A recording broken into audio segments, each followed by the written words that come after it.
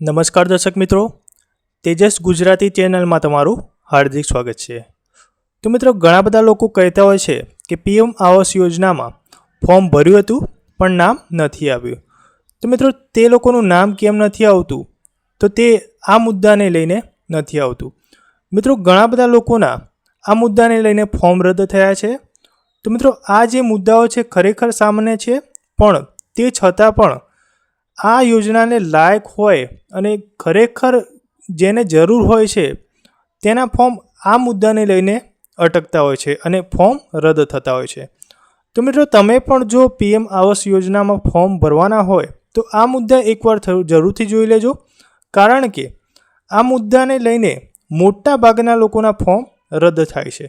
તો મિત્રો, જે મુદ્દાઓ છે તે આપણે અહીંયા જોઈએ તે પહેલાં જણાવી દઉં મિત્રો, તમે આપણી આ ચેનલમાં પહેલી વાર આવ્યા હોય અથવા તો ચેનલને સબસ્ક્રાઈબ ન કરી હોય તો ચેનલને સબસ્ક્રાઈબ કરી લેજો, કારણ કે આ જ પ્રકારની મહત્ત્વની માહિતી આપણી આ ચેનલમાં મૂકવામાં આવે છે।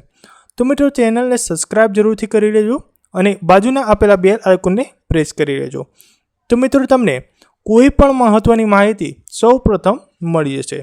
તો મિત્રો, વાત કરી લઈએ મુદ્દાની, તો મુદ્દા કેટલા છે, તો આ 7 બાબતોના મુદ્દા છે। મિત્રો, તમે જોઈ શકો તે પ્રમાણે પીએમ આવાસ યોજનામાં ફોર્મ ભરતી વખતે 7 બાબતોનું ખાસ ધ્યાન રાખવું। જો તમે ભૂલ કરો છો તો ફોર્મ રદ થઈ શકે છે। તો મિત્રો, ટોટલ 7 મુદ્દા છે। 7 મુદ્દા, એમાંથી અમુક મુદ્દા તો એવા છે કે એકદમ સામાન્ય છે, પણ સામાન્ય હોવા છતાં પણ અમુક લોકોના ફોર્મ આના કારણે રદ થાય છે। તો મિત્રો, 7 મુદ્દા એકવાર જરૂરથી જોઈ લેજો। પહેલાં મિત્રો, આપણે 4 મુદ્દા જોઈશું, ત્યારબાદ 3 મુદ્દા જોઈશું। આ 4 મુદ્દા તો ખરેખર સામાન્ય છે, પણ તેમ છતાં પણ લોકોના ફોર્મ આના લીધે અટકતા હોય છે, અને બાકીના જે 3 મુદ્દા છે એના માટે તો મોટા ભાગના લોકોના ફોર્મ રદ થતા હોય છે, કારણ કે એ 3 મુદ્દામાંથી ઘણા બધા લોકો ભૂલ કરતા હોય છે। તો મિત્રો, પહેલો જે મુદ્દો છે એ જોઈએ તો એ તો એકદમ સામાન્ય છે અને એ તો બધાને ખબર હોય છે। કોઈ વ્યક્તિ એકથી વધારે ફોર્મ ભરશે તો તેનું ફોર્મ રદ થઈ જશે। ત્યારબાદ બીજા મુદ્દાની વાત કરીએ, તે પણ સામાન્ય છે। 18 વર્ષથી ઓછી વયની વ્યક્તિ ફોર્મ ભર્યું હોય તો તે રદ થઈ જશે। ત્યારબાદ ત્રીજો જે મુદ્દો છે એ મુદ્દો એકદમ સામાન્ય છે, પણ જે પાછળના જે 3 મુદ્દા છે એને લઈને મોટા ભાગના જે ફોર્મ રદ થતા હોય છે તે એને લઈને જ થતા હોય છે। તો મિત્રો, જે ત્રીજો મુદ્દો છે એ ફોર્મમાં તમામ વિગતો ભરવાની રહેશે। જો ફોર્મ અધૂરું હશે તો પણ તે રદ થઈ જશે। આ મુદ્દાને લઈને પણ અમુક લોકોના ફોર્મ રદ થાય છે, કારણ કે અમુક લોકો શું કરે છે, પૂરેપૂરું ફોર્મ ભરતા નથી। અમુક જે વિગતો હોય છે તે અધૂરી રાખે છે અને એ છોડી દે છે। તેના લીધે એ જરૂરી માહિતી જો જાણવામાં નથી આવતી તો તમારું ફોર્મ રદ થઈ શકે છે। તો મિત્રો, જે ચોથો મુદ્દો છે એની વાત કરીએ તો વાર્ષિક 3 લાખ રૂપિયાથી વધારે આવક ધરાવતા લોકો ફોર્મ ભરશે તો તેમનું પણ ફોર્મ રદ થશે। તો મિત્રો, તમે જાણતા જશો કે 3 લાખ રૂપિયાથી વધારે જો ઇન્કમ હોય તમારી તો તમારું ફોર્મ રદ થશે। ત્યારબાદના જે 3 મુદ્દા છે તે આપણે અહીંયા જોઈએ તો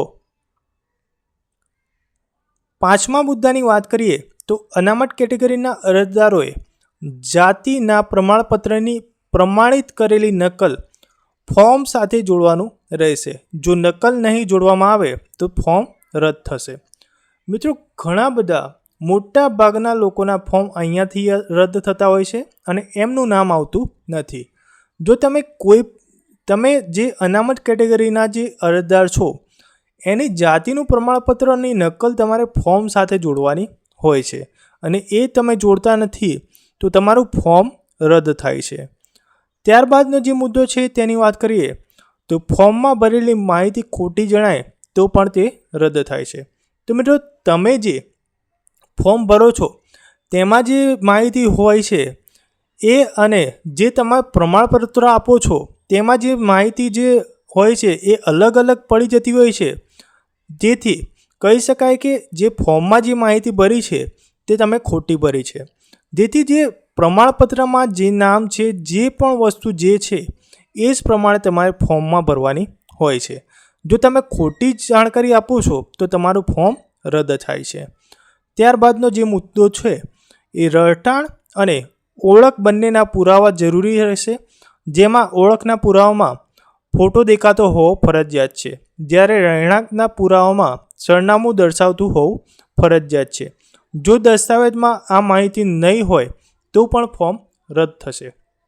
તો મિત્રો, જે રહેઠાણનો જે ઓળખનો પુરાવો છે તે ઓળખના પુરાવામાં તમારો ફોટો દેખાતો હોવો ફરજિયાત છે. જો ફોટો નહીં દેખાતો હોય તો પણ તમારું ફોર્મ રદ થશે.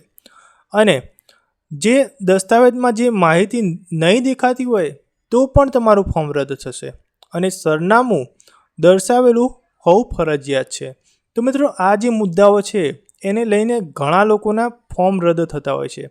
અને ખરેખર દુઃખ એટલે થાય છે કે જે લોકો આ યોજનાને લાયક છે અને જેમને જે જરૂરિયાત છે તે નથી મળતું. તો મિત્રો, તમે પણ ફોર્મ ભરતી વખતે આ માહિતી ધ્યાન રાખજો. અને જો તમારું ફોર્મ રદ થયું છે તો તમે કઈ ખામી કરી છે તે તમે કોમેન્ટ બોક્સમાં જરૂરથી જણાવજો. તો મિત્રો, તમને આપણી આ માહિતી ગમી હોય તો વિડીયોને લાઇક જરૂરથી કરી લેજો. અને ચેનલમાં નવા આવ્યા હોય તો ચેનલને સબસ્ક્રાઈબ કરવાનું ભૂલતા નહીં.